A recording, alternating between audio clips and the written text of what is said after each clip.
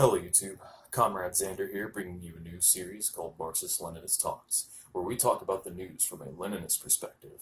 My partner hasn't been available lately, so I'm afraid I am stuck doing this YouTube business on my own for now. So for the sake of time, the next couple videos are going to be shot in this format. But anyways, without further ado, let us begin. So recently there has been an attack in the Gulf of Oman on an oil transport vessel. Iran is already being attributed to the attack by U.S. intelligence, suggesting that mines were planted on the ship by. The official statement goes something like this. U.S. Secretary of State Mike Pompeo blamed Iran on Thursday for attacks on two tankers in the Gulf of Oman earlier in the day, saying Washington's assessment was based on intelligence and the weapons used in the attacks. It is the assessment of the United States government that the Islamic Republic of Iran is responsible for the attacks that occurred in the Gulf of Oman today. This assessment is based on intelligence, the weapons used, the level of expertise needed to execute the operation, recent similar Iranian attacks on shipping, and the fact that no proxy group operating in the area has the resources and proficiency to act with such a high degree of sophistication. Okay, so without any substantial evidence, they're already throwing Iran's name out there. It's no secret that the U.S. deep state has wanted war with Iran for some time. Before they fixed their gaze on Iran, however, they attempted a coup in Venezuela, which thankfully has miserably flopped, as Guaido cannot muster the influence or support from the opposition to overthrow the Maduro government. And the reason for this is because there is no real opposition.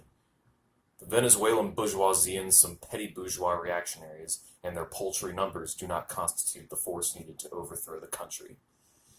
Interesting how silent the media got after that. But back to Iran. I can deduct that this attack was anything but from Iran and was most likely a false flag. Think about this critically for a second. Right now, the country is being strangled with sanctions. We have military bases surrounding the general region of the country, and on top of all that, we have historically sponsored coups in their country. In spite of all this, Iran has historically been very patient with the U.S., as even at this point they are still following their terms of the Iranian nuclear deal.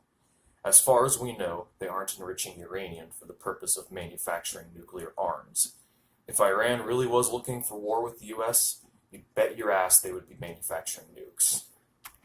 And then there's evidence against the case the U.S. makes to incriminate Iran. Japanese tanker owner Yukuta Katada contradicts the official report, claiming that what hit the ship resigns planted by. I shall now quote the article quoting Yutaka. Quote, "We receive reports that something flew towards the ship. The place where the projectile landed was significantly higher than the water level. So we are absolutely sure that this wasn't a torpedo. We received reports that something flew towards the ship. The place where the projectile landed was significantly higher than the water level, so we are absolutely sure that this wasn't a torpedo. I do not think there was a time bomb or an object attached to the side of the ship." So on one hand, you have Yutaka contradicting the official story, and on the other hand, you have an Iranian president outright denying it at a multinational meeting. What or who is to blame for the explosion?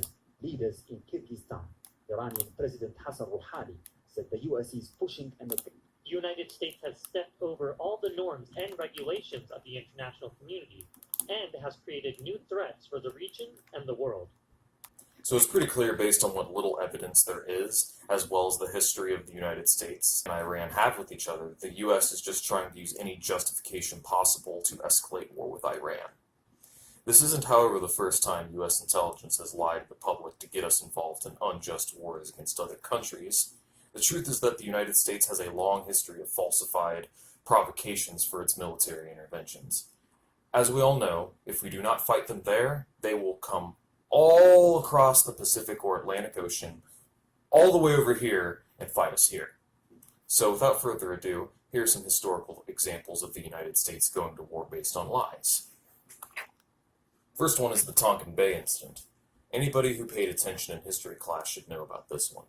The Vietnamese attacked a vessel out in the Gulf of Tonkin, so now we have the justification to go there and massacre a bunch of people. Well, it has recently come to light that not too long ago, that this Tonkin Bay incident didn't happen.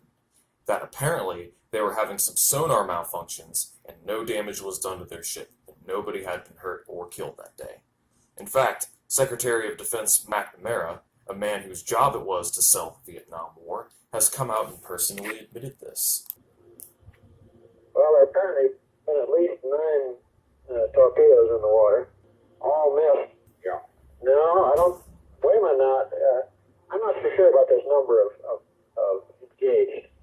Right. We'd have to check it out here. He said many of the reported contacts with torpedoes fired appear doubtful. Freak weather effects on radar and overeager sonarmen may have accounted for many reports. Okay, well, I'll tell Mr. McNamara this. That's the best I can give you, Dave. Sorry. It does appear now that a lot of these torpedo attacks were from the sonar man, you see. And they get keyed up to a thing like this. Everything they hear on the sonar is a torpedo. You're pretty sure there was a torpedo attack then? Oh, no doubt about that, I think. No doubt about that. No, it was just confusion.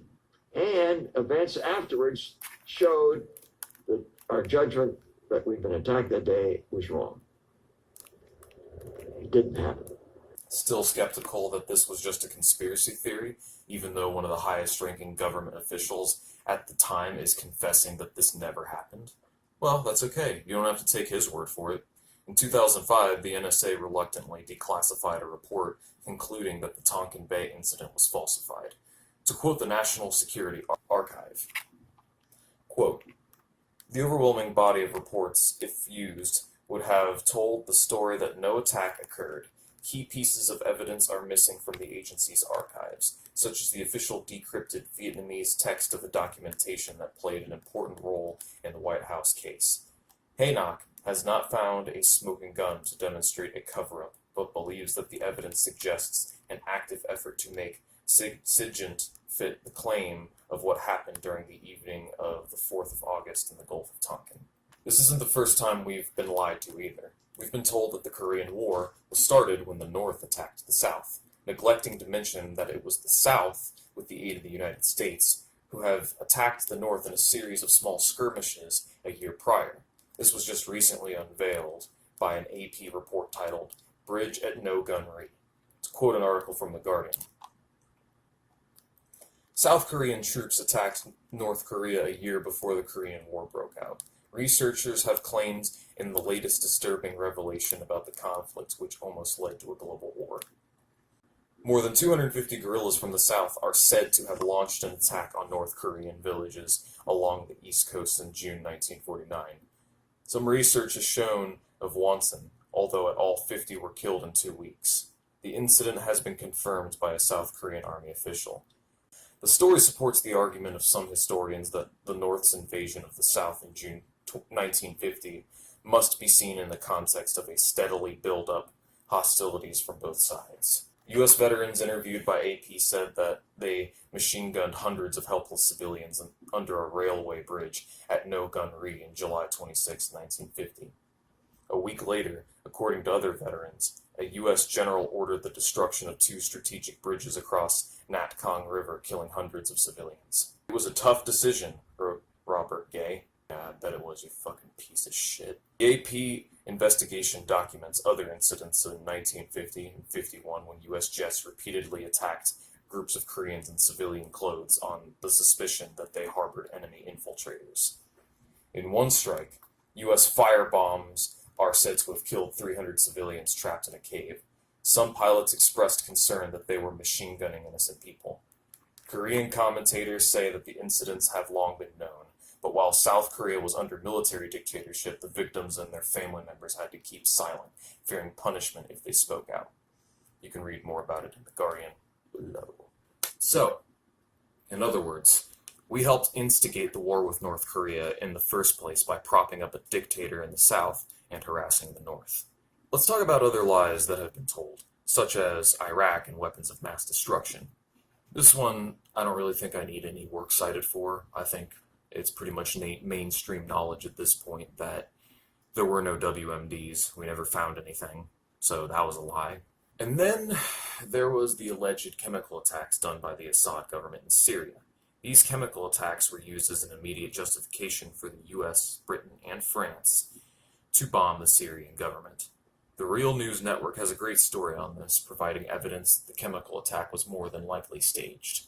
You can check that one out in the description.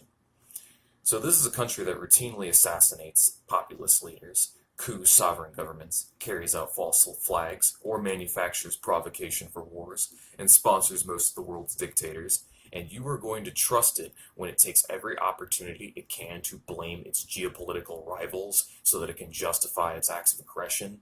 Needless to say, the silver lining in all of this would be the mainstream media is not going to be able to manufacture consent so easily this time.